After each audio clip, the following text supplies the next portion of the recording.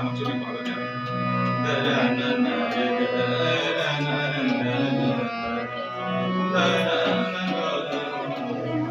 কিন্তু কিসের হয়েছে অথচ গানটা কীর্তনাঙ্গ রবীন্দ্রনাথ যেভাবে গানটা লিখলেন সেটা কিন্তু একটা দেশের গান হয়ে গেল, স্বদেশের গান। আমার দেশের মাটি তোমার পরে দেখাই না আমার দেশের মাটি তোমার পরে দেখাই না তোমাকে বিস্ময়ে তোমাকে বিস্ময়ের মাঝে রাখা আমার দেশের মাটি তোমার পরে